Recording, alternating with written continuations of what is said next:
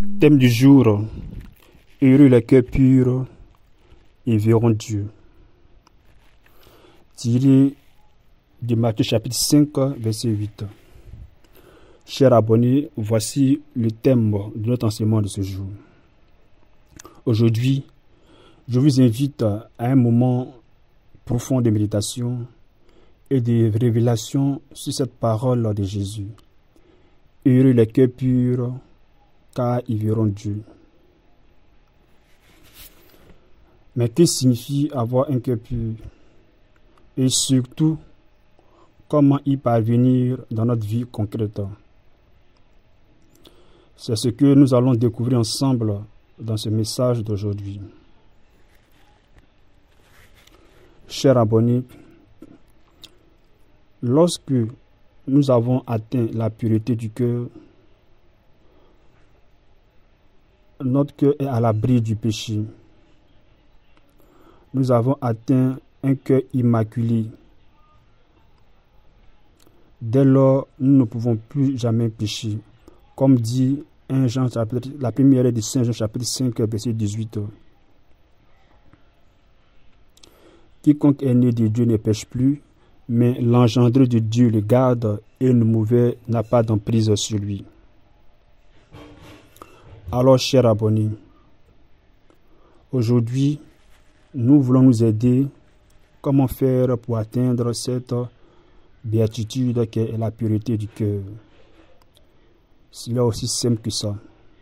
Simplement, il va falloir que nous suivons tout simplement ces démarches que nous allons nous donner. Chers abonnés, l'on ne peut atteindre cette pureté du cœur à condition que notre cœur soit lavé de toute souillure du péché. Et cela n'est possible que à condition que les fleuves d'eau vive qui sont enfouis de nous parviennent à purifier notre cœur. Voilà ce qu'il y a à faire. Nous pouvons lire dans Jean chapitre 7, verset 37 à 38. Celui qui croit en moi, des fleuves d'eau vive jailliront de son sein. Chers abonnés, ce sont ces fleuves d'eau vive qui sont enfouis au fond de nous,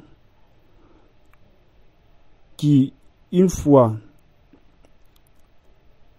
leur avoir ouvert un passage dans notre cœur, ce sont elles qui vont purifier notre cœur de toute souillure, de tout péché, et par la suite notre conscience et notre corps. Ainsi, nous aurons atteint cette béatitude qui est la pureté du cœur. Dès lors, nous serons sensibles à l'action de Dieu dans notre vie. Nous pourrons contempler dans la Sainte Eucharistie notre Dieu, comme cela en a été pour Padre Pio. Chers abonnés, alors si tel est le cas, ce qu'il y a lieu de faire, comme nous l'avons dit, c'est de descendre au fond de notre cœur où se trouvent les fleuves d'eau vive. C'est aussi simple que ça. Il nous faut descendre dans notre cœur où se trouvent ces fleuves d'eau vive pour que, une fois les ayant atteints, ces fleuves puissent inonder notre cœur et par la suite inonder notre conscience et atteindre tout notre corps, de sorte que nous soyons nets et irréprochables, immaculés comme la Sainte Vierge Marie.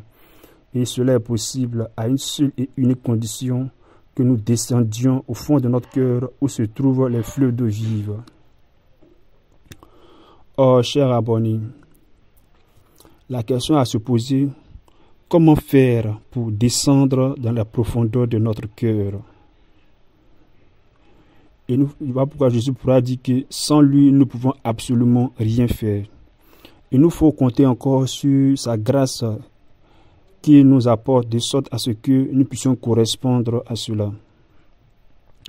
C'est en cela que vous et moi, depuis notre saint baptême que nous avons reçu, habite en nous le Saint-Esprit. Il n'y a que le Saint-Esprit, lui et lui seul, qui puisse nous conduire dans la profondeur de notre cœur où se trouvent ces fleuves d'eau vive. Il n'y a que lui seul, le Saint-Esprit, qui puisse nous conduire dans la profondeur de notre cœur.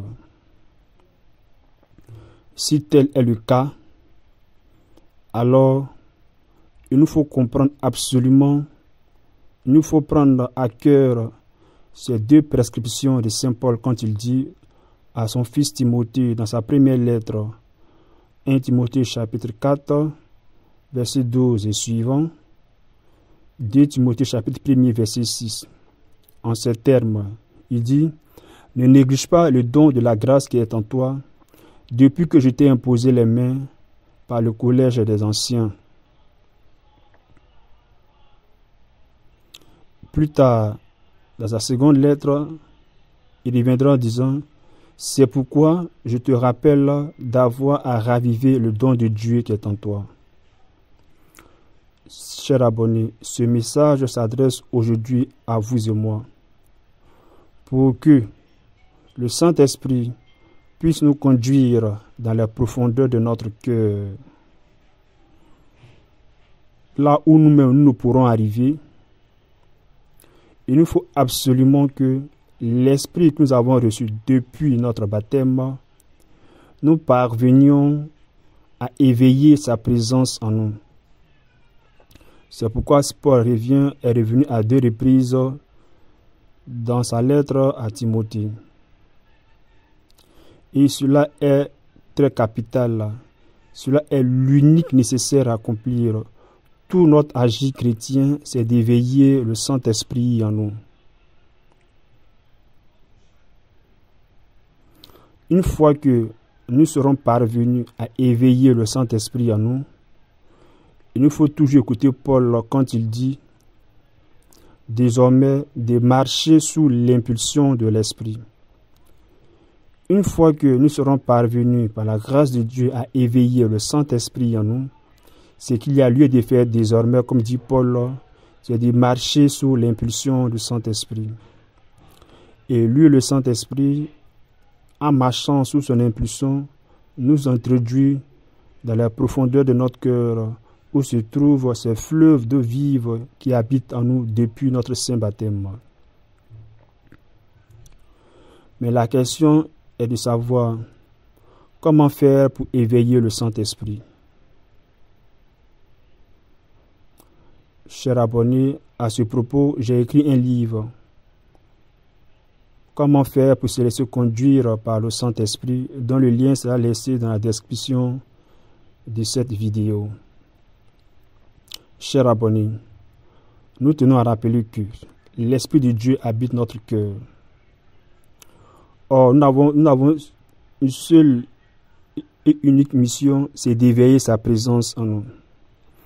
Puisqu'il habite notre cœur, plus que tout, nous disent les pères de l'Église, l'unique nécessaire à accomplir, c'est la prière. Or, puisque l'Esprit habite notre cœur, lorsque nous devons prier en y mettant notre cœur. D'où l'expression prier avec le cœur. Le thème que nous avons attribué à notre chaîne YouTube et à notre application mobile prier avec le cœur. Chers abonnés, voici à cette étape l'unique nécessaire à accomplir, la prière avec le cœur.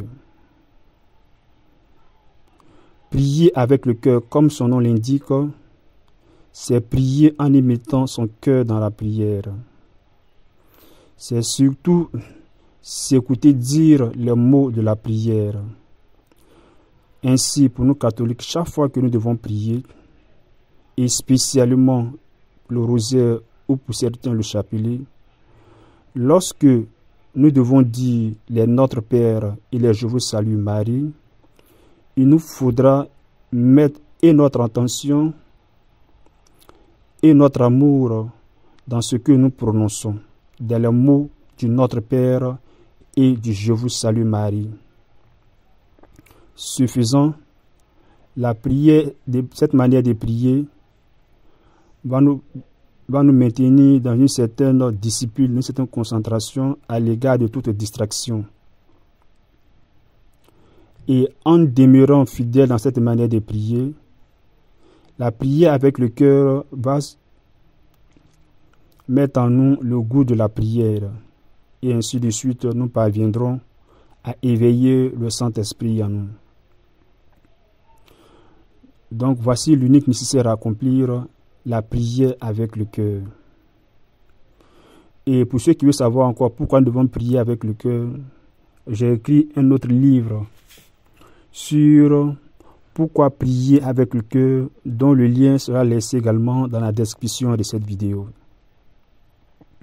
Chers abonnés, du coup, l'unique nécessaire à accomplir, comme l'avons dit, c'est de prier avec le cœur, de sorte à ce que nous parvenions à éveiller le Saint-Esprit en nous et par la suite, comme dit Paul, de marcher sous l'impulsion désormais de l'Esprit. Car l'Esprit, une fois éveillé en nous, nous conduit dans la profondeur de notre cœur, où se trouvent ces fleuves de vie.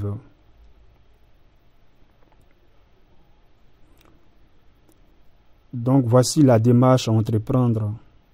Voilà ce qu'il faut faire pour que nous descendions dans les fleuves de vie, pour que nous soyons lavés, et notre conscience, et notre cœur, et notre corps, de toute souillure du péché, de sorte à ce que nous soyons sensibles à la présence vivante de Dieu, de sorte à ce que, lorsque nous contemplons la Sainte Eucharistie comme Padre Pio, nous parvenions à la gloire de Dieu. Comme Saint Étienne qui a dit, « Voici que je contemple les cieux ouverts et je vois le Fils de Dieu assis à la droite du Père. » Chers abonnés, voilà ce à quoi nous sommes appelés sur la terre, pendant que nous marchons encore sur la terre des hommes. Voilà ce à quoi nous sommes appelés à expérimenter, à voir la gloire de Dieu pendant que nous sommes dans notre cheminement terrestre. Ainsi, lorsque nous serons parvenus à éveiller le Saint-Esprit et à marcher sous son impulsion, c'est alors que l'Esprit de Dieu va nous conduire dans la profondeur de notre cœur. Voici la démarche qu'il faut suivre pour que vous et moi, nous parvenions à cette pureté du cœur. Alors, chers abonnés, voici le peu de message que je voulais vous laisser en ce jour. Merci de bien vouloir faire partager ce message-là avec toute la francophonie chrétienne catholique. Merci surtout de bien vouloir vous abonner à notre chaîne YouTube, de prier pour notre mission qui est d'avertir chacun, instruire chacun en toute sagesse, afin de rendre chacun parfait en Christ, et ce surtout par la prière avec le cœur. Merci de vous abonner à notre chaîne et à la prochaine pour notre enseignement. D'ici là, portez-vous bien et que le Seigneur vous bénisse.